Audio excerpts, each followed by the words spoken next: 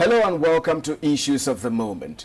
Today we're looking at a global crisis that is no longer hypothetical but unfolding in real time, with direct consequences for economies and everyday life.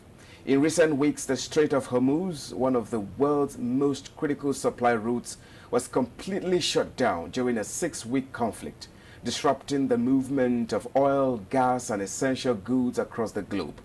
Although a ceasefire led to a partial reopening, the situation remains far from stable. Passage is now restricted, tightly controlled, and in some cases conditioned on approvals and heavy financial charges running into millions of dollars per vessel.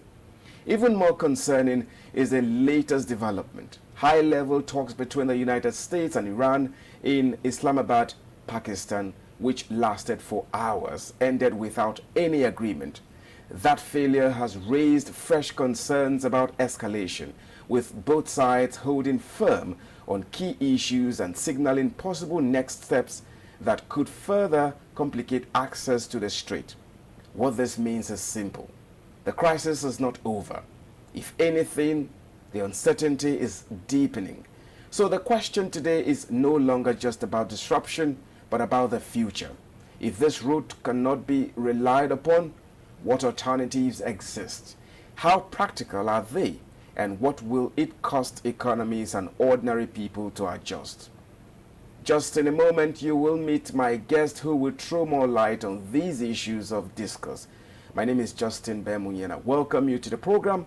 Stay with us. We'll be right back after this short break.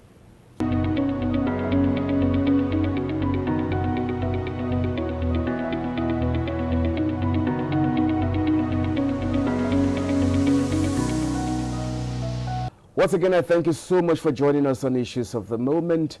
And today our focus is on Beyond Hormuz, Rethinking Global Supply Routes.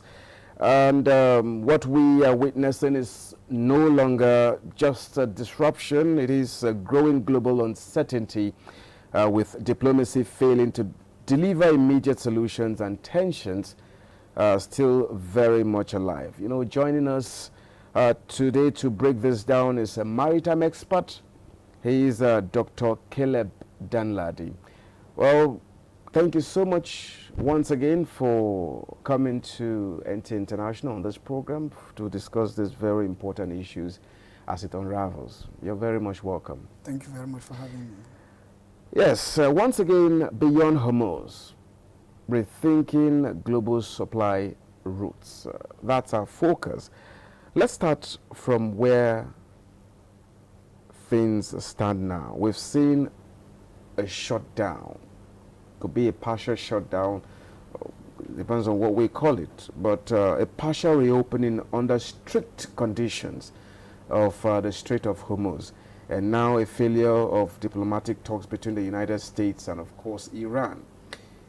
How does this combination, being an expert, a maritime expert, how does this combination of uncertainty and control affect global confidence in this Strait of Hormuz? Okay, thank you very much for this important question. So it's very important for us to understand the role of the Strait of Hormuz when it comes to the international shipping. So the Strait of Hormuz is one of the most critical maritime choke points in the world. I would say it's artery or lifeline of international shipping, because 1/3 of the global seaborne oil trade passes through the Strait of Hormuz. That is how critical the Strait of Hormuz is. And every day, more than 20 million barrels of crude oil passes through the Strait of Hormuz before they temporarily shut down. So that's very important. And a significant volume of liquefied natural gas and fertilizers also passes through the Strait of Hormuz. That's how crucial the Strait of Hormuz is. And out of this volume of cargo, more than 80% of the total volume of cargo that passes through the Strait of Hormuz is bound for Asia. So it's very important when it comes to supply chain. So Strait of Hormuz is bounded between Iran and also Oman. To the north is Oman, to the south is Iran, which is very important. So we have seen the military escalation in the Strait of Hormuz that causes a temporary disruption to the international shipping. And what does that mean? It simply means that the vessel that remains in the Persian Gulf are there, and also those ones that remain in the Arabian Sea cannot even come in and out. And it simply means that there's going to be issues when it comes to the global supply of crude oil, which has resulted in the increase in the global crude oil prices. We have seen a surge in the crude oil prices. We have also seen a surge in the daily charter rate of ships because the supply rate has been limited. Now, another issue that we have to look into, we also have to look into the safety of the ships. The insurance premium has gone up, and some insurance companies have also canceled the premiums. So those are some of the challenges. And what does it affect a common man? When, the global oil price increases, the petrol price, even in Nigeria, also increases. And then it affects the common man because the transportation cost increases, the cost of food also increases. That's very important for us to know. That's how crucial, how critical the Strait of Hormuz is. Now, talking about your question about the partial lockdown of the Strait of Hormuz and partial closure. Well, it's very important for us to know that in the past, vessels passes to and fro of Strait of Hormuz without any issue. So there's what we call a guaranteed passage. Even under the UNCLOS, United Nations Convention of the Laws of the Seas, it gives guaranteed passage, right of innocent passage. There was no problem at all. But now with the military escalations, there has been issues that before you pass through the Strait of Hormuz, you must obtain military clearance. There are a lot of political and diplomatic issues ongoing. So it turns back to look at the importance of shipping.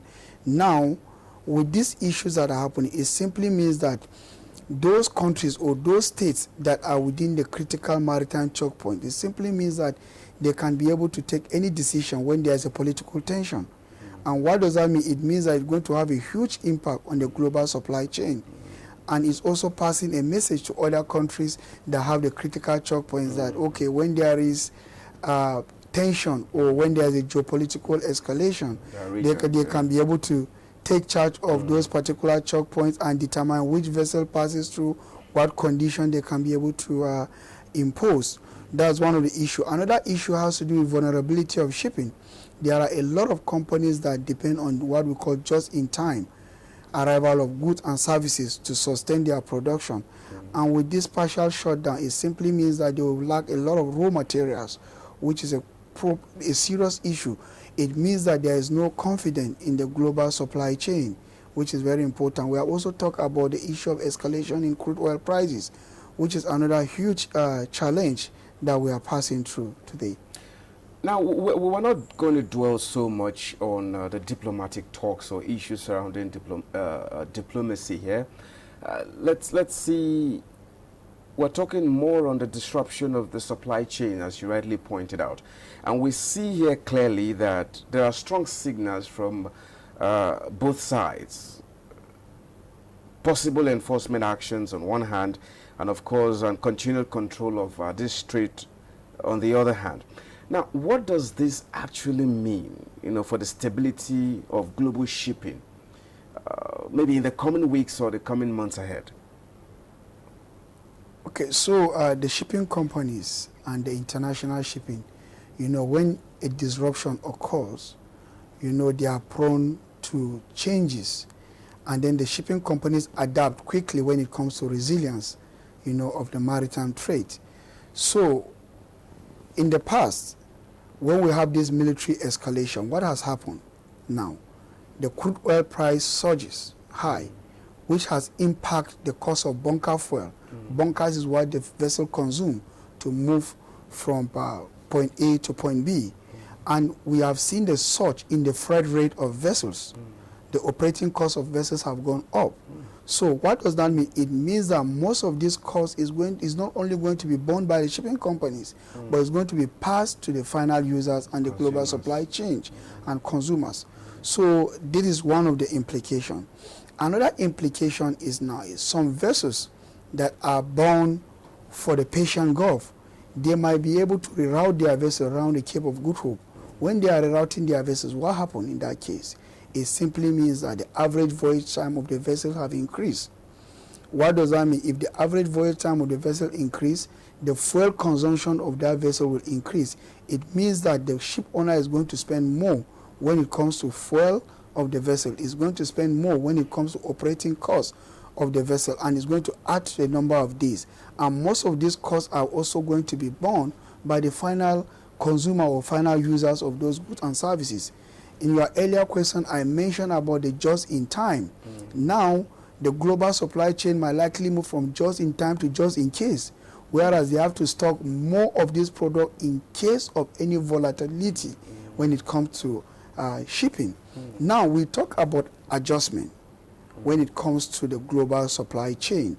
A lot of manufacturing companies that depend on just-in-time goods and services have to adjust the way they operate now by stocking more of these goods and services in case of any disruption. The COVID has come and gone. We have seen the disruption the COVID caused. And now we have the political instability in the Middle East, which have led to the partial closure and full closure of the Strait of Hormuz.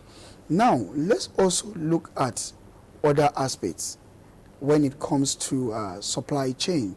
Now, there are also ports in the Red Sea that you might say, oh, they are alternative ports for you to be able to act as transshipment ports, so that goods that are bound to Persian Gulf can be offloaded in those particular ports, and then you can use truck or rail to transport them to the Persian Gulf.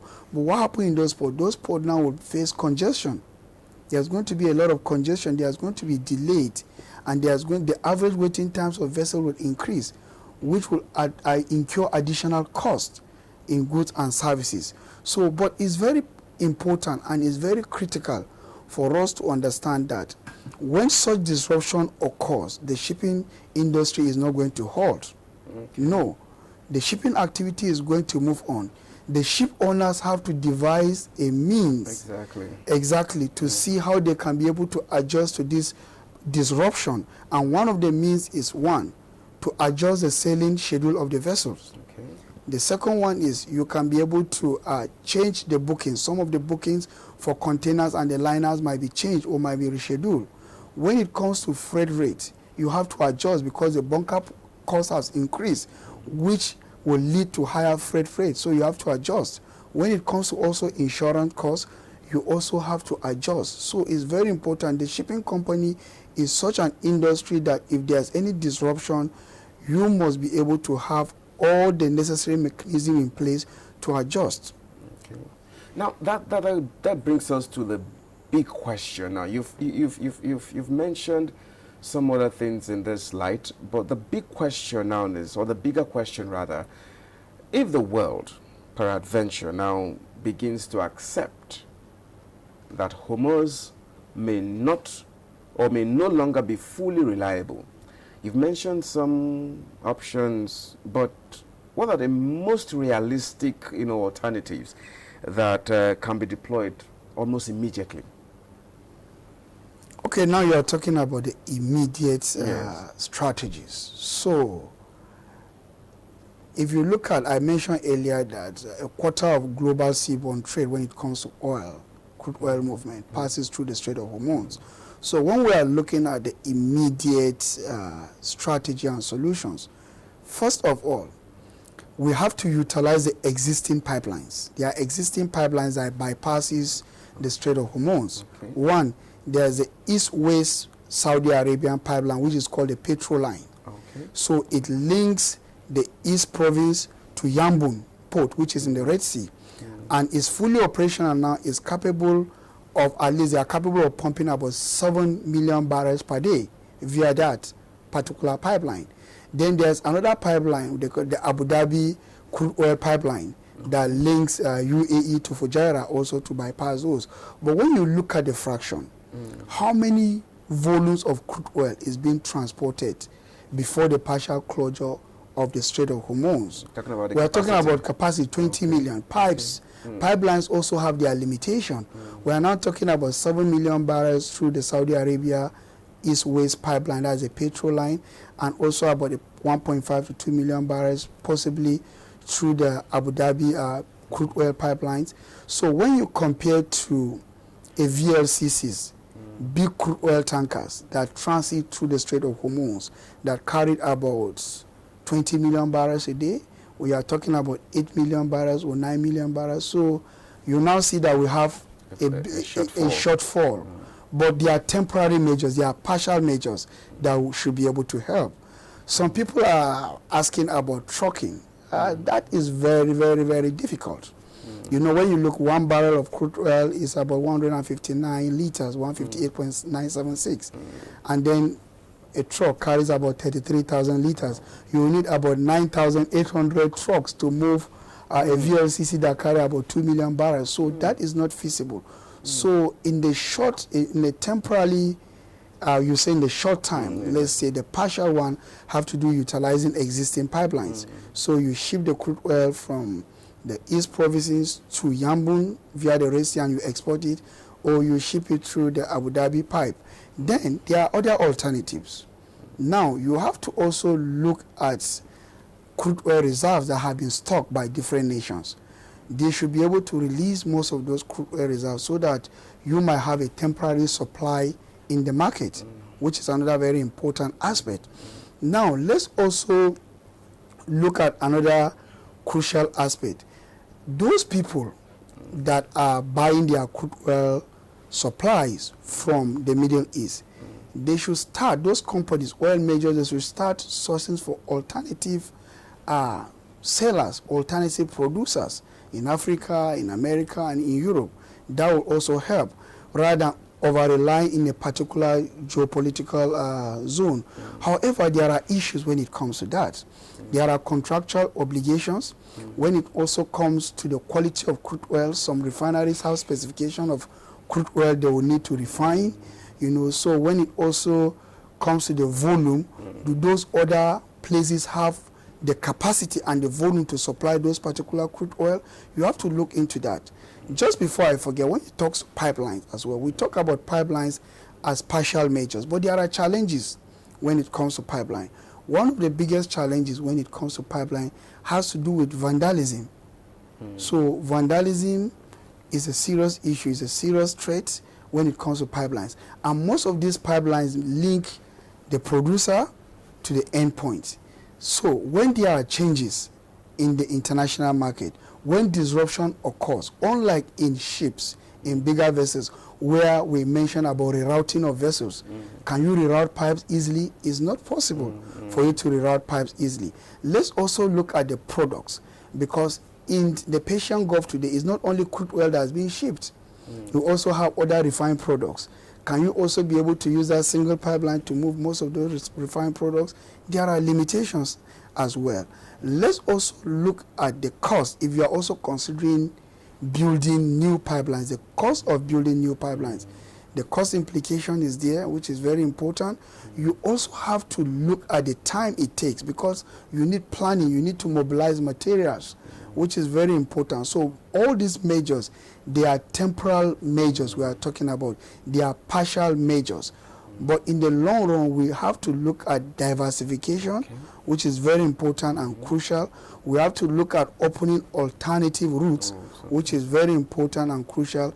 And we also have to look at developing more bypass pipelines so that when some disruption occurs, you can be able to move these products from the Persian Gulf also to the final users.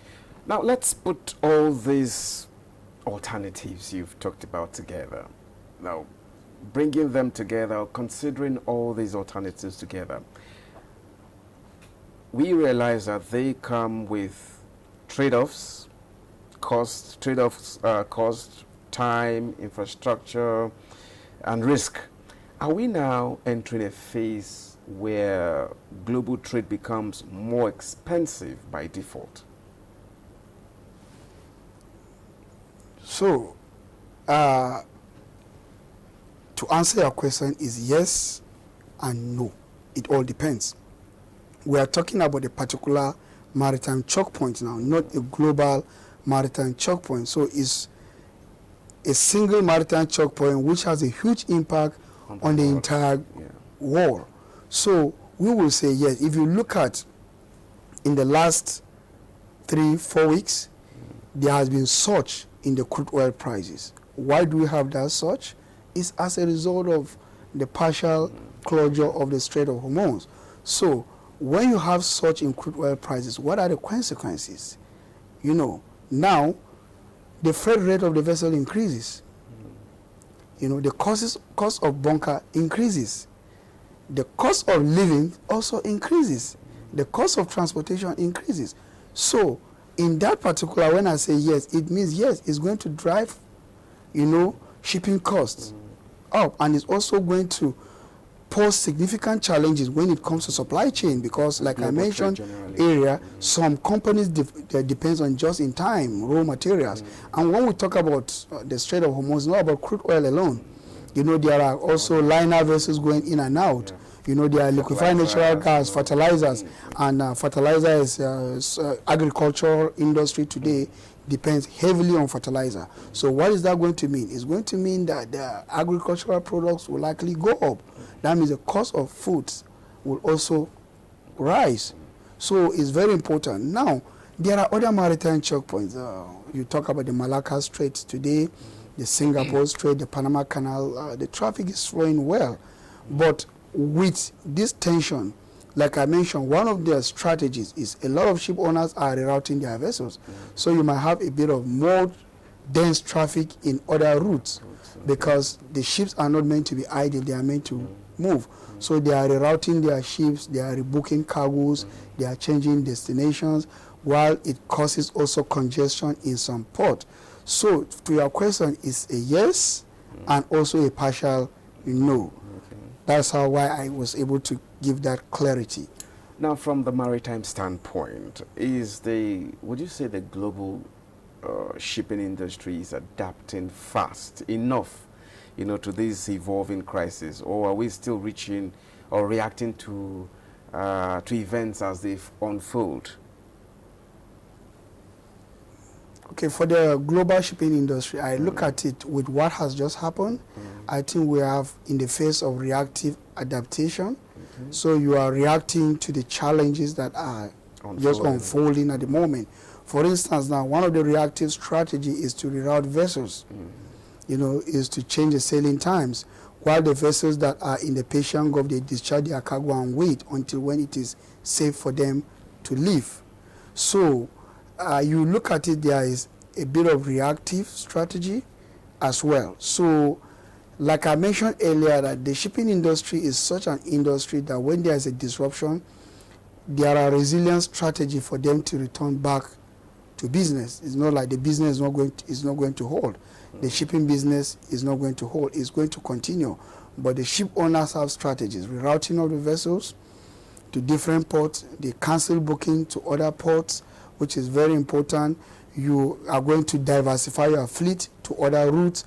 You are going to look for alternative routes. You are going to source for intelligence sharing so that you should be able to know when it's safe for your vessel to transit through those ports, which is very, very important. In some cases, when disruption occurs, you reduce the transit speed of the vessel so that it takes time for them to arrive. They burn lesser fuel, and then bunker is one of the major costs, and it reduces the operational costs. When you also look at the insurance today, it's very important and crucial. The insurance costs have gone up because the war risk zone. So the ship owners have to quickly adapt to it. Some insurance companies have also canceled the war risk insurance. So the ship owners have to quickly adapt by sourcing for other insurance companies that they will be able to insure their vessel when it comes to war insurance premium. Now we are talking about freight rates. The bunker prices have gone up. The ship owner have to adapt, you know, by buying those bunkers at that particular price. So the adaptability is a key. There are strategies in place to be able to adapt to most of this volatility. Now let's bring all these things home. You know, for a country like Nigeria, where such you know, global disruptions, as you are aware, quickly translate into higher fuel prices, increased cost of living, What does this situation, mean in practical terms for citizens? Okay, this situation, when you look at it critically, when there is a disruption, the oil price surge, we are one of the major oil exporting countries. So what it means that we'll have more revenue, because if you are selling crude oil before at $60 per barrel and now it's $100 per barrel, 110, you are having more revenue to your country, which is important for us. We don't pray for war to happen, in my opinion, but you take advantage of some situations. For instance, the oil price have surged, so we get more revenue. Now, we talk about the negative implications. Now, the increase in oil price means we have the Dangote refinery today, which is a huge blessing to this country. If it is in the past, you have a lot of fuel queues, but throughout this period of disruption, we never had any fuel queues. Whatever we had is the increase in premium petroleum spirit price, the petrol price. And it's just as a result of the shock and the surge in the crude oil prices. So when the crude oil prices increase, the cost of transportation also increases, which also affect a common man that move from one destination to the other because he needs to pay for his transportation. Today, if you are taking Uber or Bolt, let's say from the airport to Garki, you have to pay additional transport compared to the fare you are paying before this disruption occur. So it has a negative implication. We also have to look at the supply chain for companies like the small scale and medium company that they are struggling to survive. So it also have a negative impact on them. And most at times when you have this rise in fuel costs, it also leads to increase in food prices. Yeah, so it's very important for us to know these challenges. We just pray that this war will be a thing of the past, so that we'll all return back. COVID has come and gone, and we are resilient on it, and we strongly believe that this war will also come and go. A big amen to that. And well, thank you so much, Dr. Caleb DANLADI, for your time with us. Thank you so much for your insight on this issue and for actually finding our time to come on the program. Thank you very much for having me. You're very much welcome. That has been Issues of the Moment. Today we have examined a global crisis that is still evolving, where disruption, diplomacy, and uncertainty are all shaping the future of how the world moves energy and goods. With talks failing and tensions still high, the challenge is no longer just about keeping routes open, but about building systems that can withstand disruption and adapt a changing global reality. Because in the end, these are not distant events. They directly affect the cost of living, the stability of economies, and the everyday lives of millions of people around the world. My name is Justin Bemunyi. This is where the program ends. I thank you so much for being a part of it. And we say bye for now.